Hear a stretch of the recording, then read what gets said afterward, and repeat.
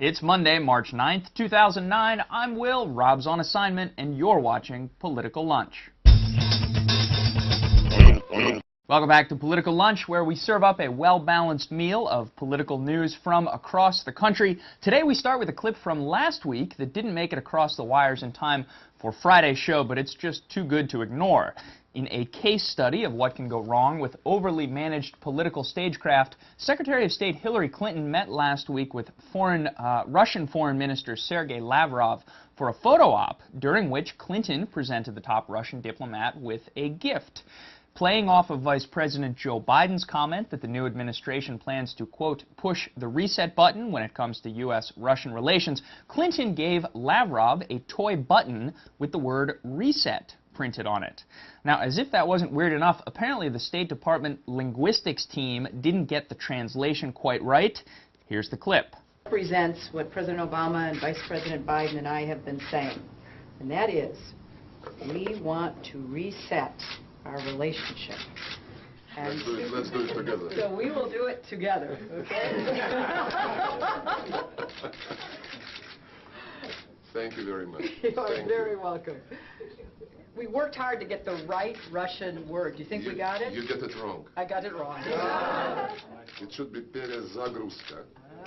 And this says перегрузка, which means overcharge. Well, we won't let you do that to us, I promise. Okay, thank you very much. Thank you so very much. Kind of you. Would be on my desk.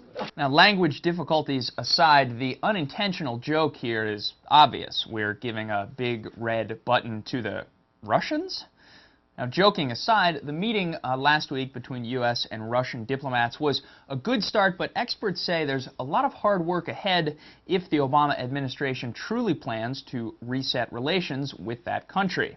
Arms control is obviously the biggest issue, especially when it comes to that missile shield that we mentioned last week. Now, the deadline on that issue is December 5th, 2009. That's the date the Strategic Arms Reduction Treaty, known as START, is set to expire. Now, so far, the Russians have demonstrated a willingness to negotiate a new treaty now that Obama has shown a willingness to compromise on the missile shield issue.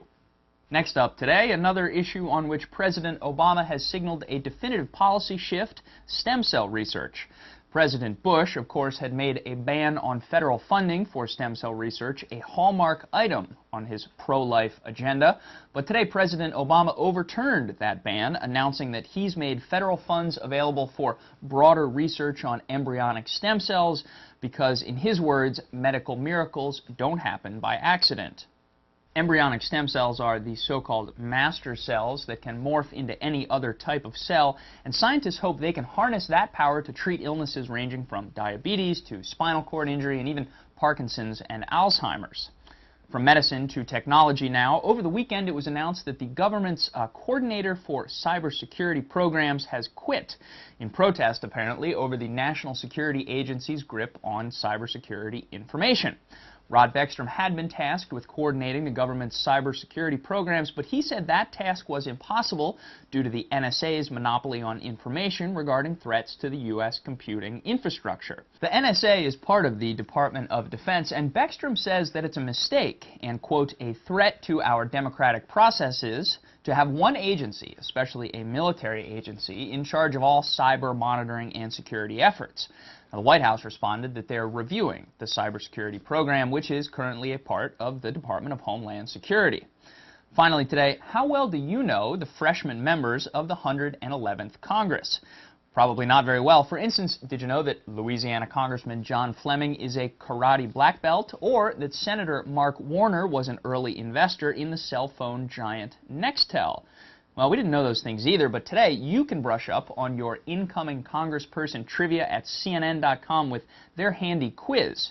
Because really, wouldn't it be embarrassing to end up at a D.C. dinner party with newly elected Florida Congressman Republican Bill Posey and not know that he's an accomplished short-track stock car racer? That'll do it for us today. Thanks very much for watching. We have a great week ahead of us. We'll see you back here on Wednesday.